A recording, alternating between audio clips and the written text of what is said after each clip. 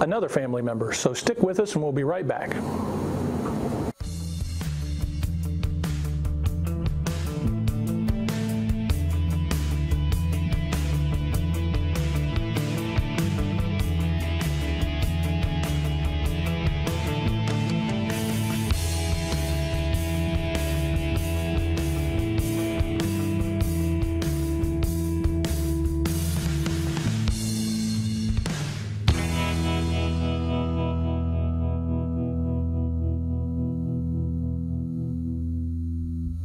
Welcome to Food, Nutrition, and Wellness. That's always a mouthful, Dan. Dan Remley, Duane Rigsby here. Today we're talking about diabetes, Dan. And again, that's a very huge topic to talk about, and how maybe a family member can help you or you help them, either way, I guess. Yeah. Well, let's just open it up and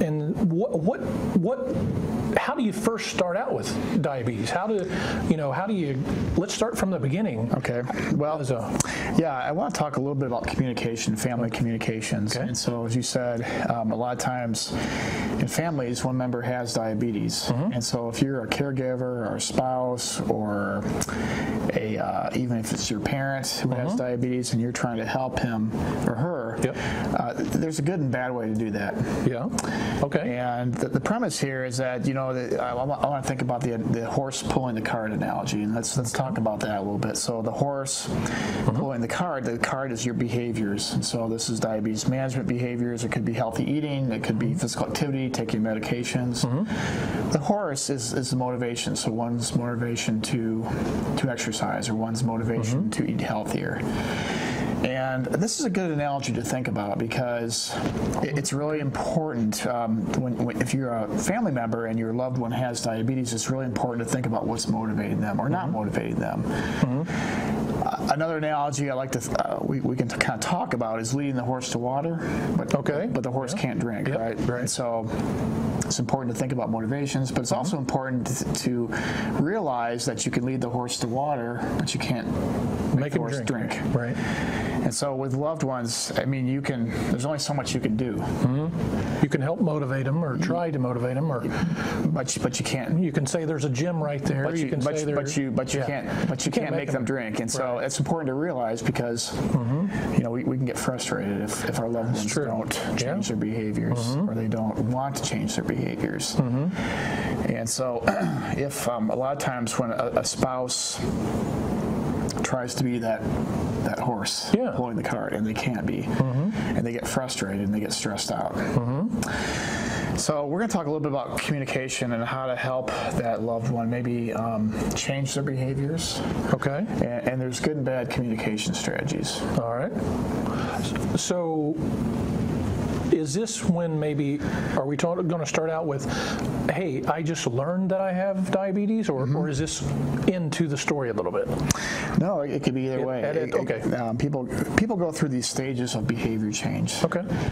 And so people kind of go back and forth through these stages through the course of their lifetime. So it could be right when they're diagnosed. It's a newly diagnosed person with diabetes. And so when this happens, I mean, this is not just something that happens to a person, it happens to the whole family. Yeah, I can see that. And so, and as I said earlier, when a person is faced with diabetes or any chronic condition where they have to make some changes in their lifestyle, I mean, this is just not their issue. It's an issue that relates to the whole family. So people kind of go through these stages of behavior change. And so there's the first stage is called pre-contemplation. You might not start at this level, but that's where there's denial. I don't have a problem. This isn't my problem. I've lived this long. I've gotten this far. Why change? Why change? Right. The second stage is contemplation. So this is when people start thinking, well, yeah, maybe there is a problem. Maybe I should start eating healthy. Maybe it really could could impact my quality of life if I don't change my behavior, if I don't start exercising. So we're kind of weighing the pros and cons. Because anytime you take on new behavior, you're giving something up. So, right. You know, maybe I should not eat 2 cups of ice cream after dinner. Maybe I should only have a cup, but I'm not sure about that. I really like my 2 cups of ice cream. Yeah, I'll do something else to adjust for that. Right. You know, that's what people think, or that's what I would think. Yeah. Well, I'll have the 2 cups, but I'll not have something later. To make up for it, maybe. Yeah. So that's a good strategy, but they're still not even sure if they should be doing that. Yeah. You know. So then there's the preparation stage. So this is where they're like, okay, I'm committed to this behavior change thing. I realize, you know, if I don't get my diabetes under control, it could really be serious for me and my family, because I don't want to have kidney disease or heart disease. Right. And so then there's a preparation. So this is where they're kind of looking for resources, for strategies to help them change their behavior. So maybe they're looking into joining a gym, or looking at an exercise plan, or looking at some like Weight Watchers or something like that. So they're looking into different options, but they really haven't. They're committed, but they just haven't figured out the plan yet. And then there's the action stage, and so this is where people decide on a behavior change, and they start doing it. And it's usually for 6 months, 3 to 6 months. They haven't maintained it. Okay. And so then we get into maintenance stage, and this is where it takes 6 months to change a behavior. So this is when they've been exercising for 6 months or more, and they're kind of into this routine. So what's really important too is that people can kind of go back and forth between these different stages. So they may be exercising and then they just quit for a while because they get busy, life happens. Right. And so they go back into the preparation stage. And so it's sort of a, you know, it's not, people can kind of go back and forth. They're jumping stages. Right. They have to prep, then do a little action, and then kind of fall back and prep some more and go. Okay. They relapse. So, you know, even smokers, it takes 3 to 6 attempts to actually quit smoking. Yep. So the same as with exercise or healthy eating or whatever it is with diabetes as well. So to keep at it. That's right. Keeping at it. And so as if you're a loved one or you're a family member, it's important to realize that somebody might be stuck in this pre-contemplation, kind of stuck in the mud. And there's not a whole lot you can do to pull them out. Right. I mean, there's some little strategies that you can try to use to try to get them to the next stage. Yeah. So maybe they're stuck in contemplation, or maybe they're stuck in pre-contemplation. So what can you do to get them to start exercising, or what can you do to get them to start eating well? What are some strategies? I will say the most, let's talk about what you shouldn't do first, before what we talk about what we should do. Okay. The biggest issue that we see with diabetes when we're teaching in our extension dining with diabetes classes is maybe the wife is dragging the husband by the ears. He doesn't want to be there. Okay. Or it could be the husband or a child or a kid who's taking their parent there, and you know, they're kind of like, you know, you have to change, or they start the nagging, like a lot of you language. Right. Yeah. You need to start eating healthier. You need to start exercising. Well, that's not a good strategy, because when that happens, you know, people's defense mechanisms, their fight or flight response kind of goes up, and they get very resistant to any type of blaming or nagging. So we really want to avoid the nagging statements. And it's better to start with like the open-ended questions: who, what, why, when, how can I help? Okay. Or what are you looking forward to in the next 6 months? What are your goals in life? What is it you want? I mean, it sounds kind of corny to say this, but we really want to deflect from the blaming and the nagging. So opening up those, using how, why, what, where. You know, how can we help you? Rather than, hey, you know that you should be eating healthier, or you should be exercising. Right. So what are you looking forward to in the next 6 months? You know, how could diabetes affect those plans? Say they're wanting to see their kids graduate from high school, or say they're looking forward to a vacation. How could diabetes affect? How could diabetes affect your goals for retirement? Right. Say you want to travel a lot. Well, how could being on dialysis affect those? plans for retirement. So asking those questions, you can ask those questions. And secondly, we like to encourage the I language rather than the you language. So I language is, I care about you, I am concerned about you. I am concerned about how diabetes might affect your life or your goals or your dreams. I'm worried what happens to your blood sugar if those 2 cups of ice cream are eaten. So we use those open-ended questions, how, what, why, when, and then the I language is really important. I'm very concerned about you if you don't start exercising, if you don't start taking care of your diabetes. In the contemplation stage, this is where kind of they're thinking about changing, but they're not quite so sure. Again, those I statements are important to keep reinforcing the I am concerned. What are you thinking about? Those types of things. Dan, do you find an age range that these stages are used to more, like they're contemplating about it? Is that an older person, or do you find that that's more older people or younger people, or it really doesn't matter? It really doesn't matter. I think though, generally, as you get older, it's harder to change. You're kind of more, stuck in your ways, and so you might be more inclined to be in the contemplation stages. But in either case, the blaming, the nagging, it doesn't help. Right. I was just thinking that, if it was a younger person, that they would be more adaptive to change because they really don't have that path, that rut set into them. Yeah. I've eaten this way for 40 years. I'm not changing that. Yeah. That kind of thing. To where a younger one, I would think you'd be able to, kind of the family would be able to kind of help alter that a little. So maybe those contemplations wouldn't last as long. Yeah, but in either case, even if they're elderly, again, it's what's motivating them, and how do you find out what's motivating them? You can use that language, those how, what, why, when.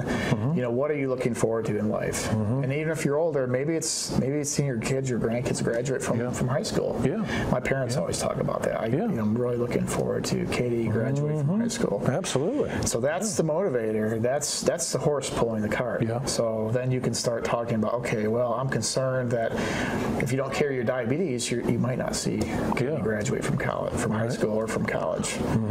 And so that's really getting at those motivators. That's really that's the horse pulling the cart. Through the mud, and that's where you can use the I language. Well, I'm concerned that you won't see your daughter, your granddaughter graduate if you don't start exercising. And so then maybe they start thinking, well, maybe I should start exercising. How can I do that? And so then you start going over and talking to the doctor about different plans. Maybe it's join the gym, maybe it's sign up for Weight Watchers, whatever it may be. Anything, like that. So then they get into that preparation stage, and it's still important not to judge. Well, I noticed you haven't kept up with your routine. That doesn't help. True. I agree. It's that whole point of that, whether you want to call it nagging or just persistent, same question over and over, that would definitely get to someone. So when they do start setting goals, I mean, it's important to think about SMART goals. So what is it you're going to do? How often you're going to do it? So it's not just I'm going to start walking more. It's no, I'm going to walk for 30 minutes. 3 days a week with a friend.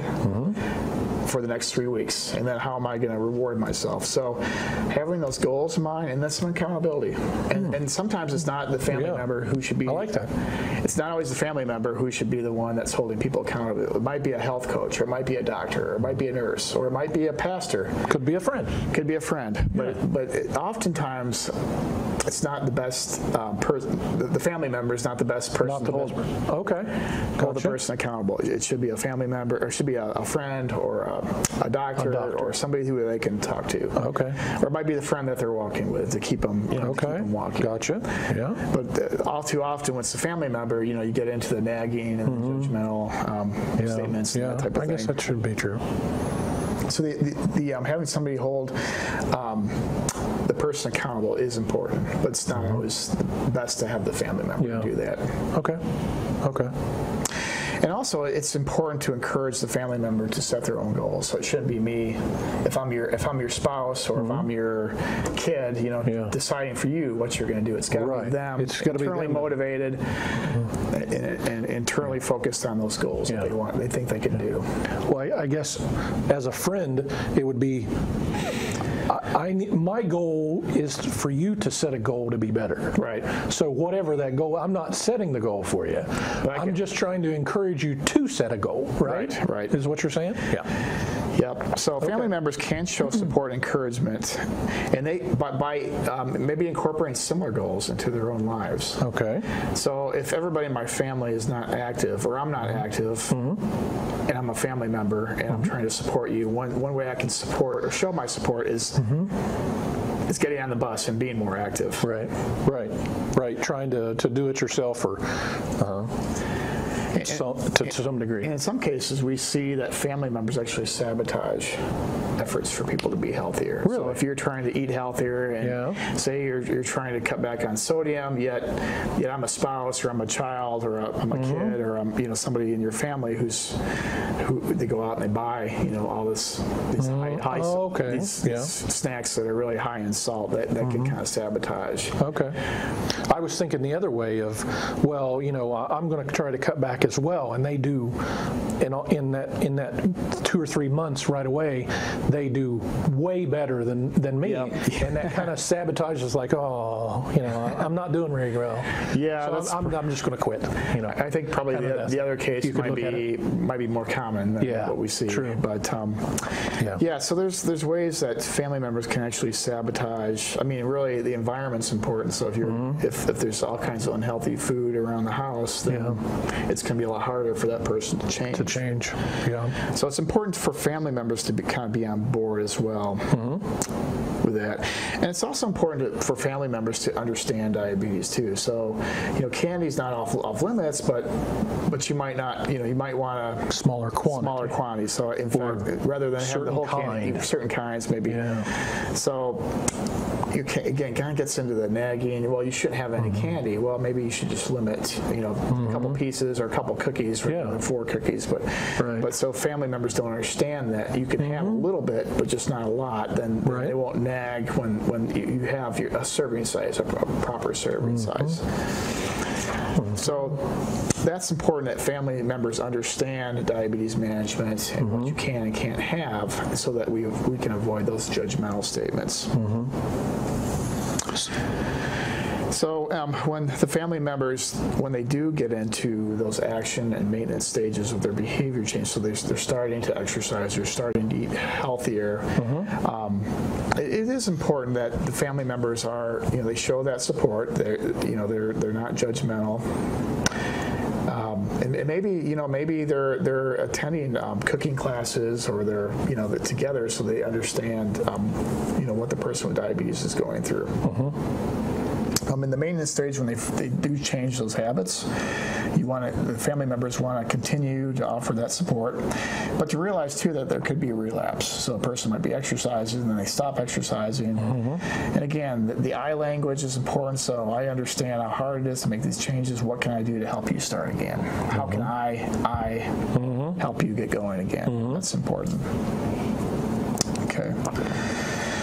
So it's important that the family member understand that they can only change their own behaviors. They can't change the person with diabetes behaviors. And it's important for them to understand that there's these stages of behaviors. And it's important to understand that the I language is better, the open-ended questions, how, what, when, to help maybe perhaps the family member discover their internal motivations to change and what's important in their life. Okay.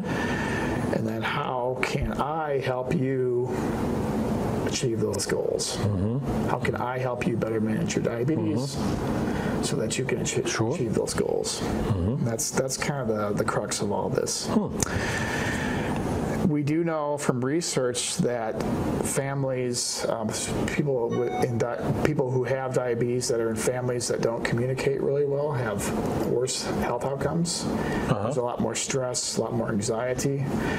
And when you have stress and anxiety, you have poor control, poor management of diabetes. Right. A lot more non-compliance, a lot more depression, anxiety, that type of thing. So the communication is really important in a family. And I also think that counseling services can be very helpful as well.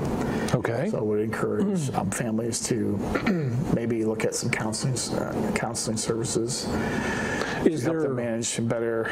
Is there certain counselors or services? Where would you find those, Dan? Well, you can talk to your doctor about them, or you can talk to like a family counseling. It can also be very helpful.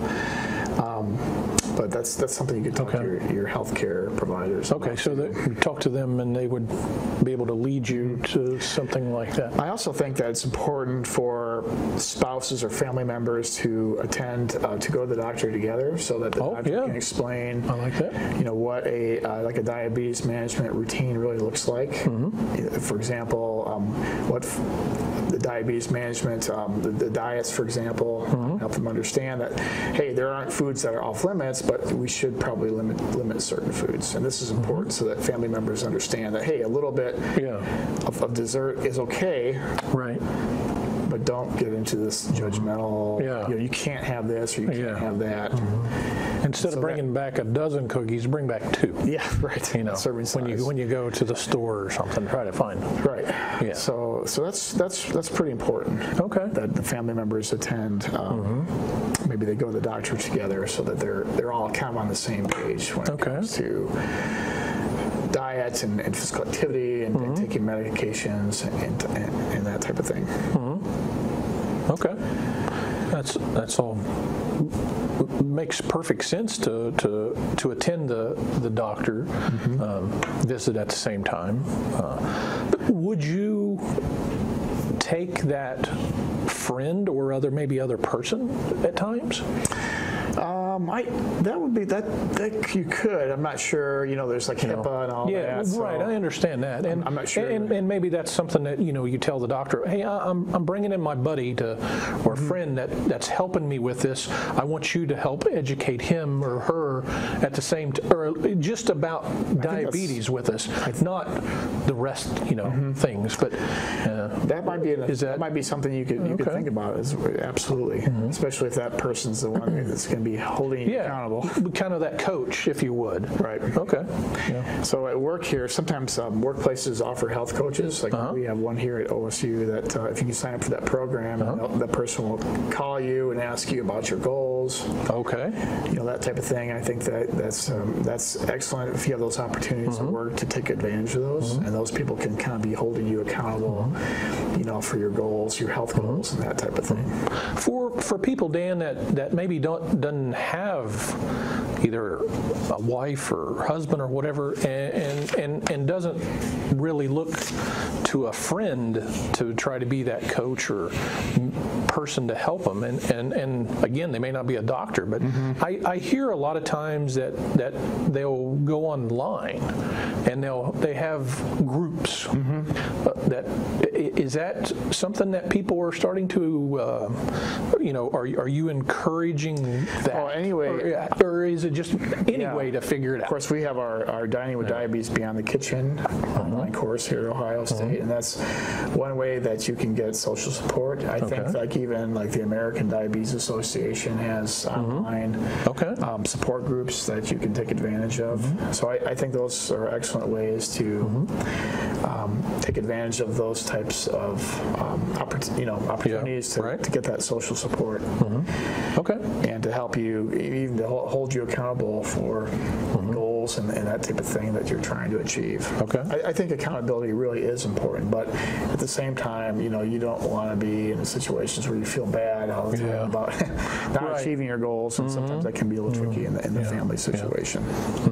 Well, we're getting close on time. Any last thing we have, or I've got a couple other questions and comments that we. No, I think we covered just about everything. Again, in families can be very complex, but the families that communicate better tend to have better health outcomes when it comes to diabetes. And so communication between the spouses, communication between parents and kids, kids and grandparents, it's all very important.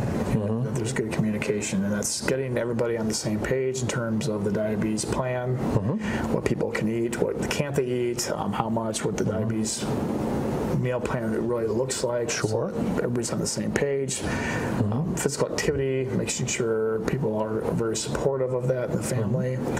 That there aren't attempts to sabotage healthy behaviors within the family.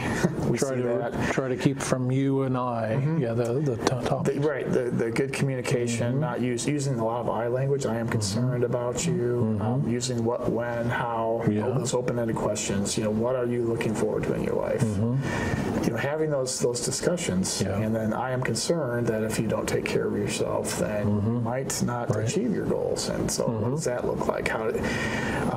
So that kind of language is what we would encourage within families. It's not always easy. It takes practice.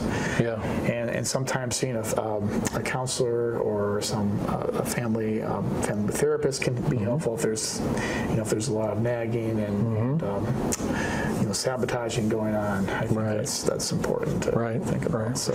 Sure. Well, Dan, you mentioned just a little bit ago dining with diabetes. You have a website on that with lots of information. Yes. Lots of information that what we just talked about, and there's other websites or sites that the university has about this as well that you work with, we'll try to put links to all that stuff in the description below for us, and contact information. You should if you want information about what we've talked about, contact your local extension office. Yes. Would be your first contact, and then they would obviously maybe involve Dan or and go from there, right? Yeah, there's a lot of resources out there in the community's extension office. YMCA's often have like the diabetes prevention program. Of course, your healthcare providers can be good resources. Public health departments for diabetes. Okay, those are all good places to start. Great. Well, we've reached the end of our time for this session, and we wish everyone the greatest. And remember, check the description below for all the links and stuff, and we will see everyone next month.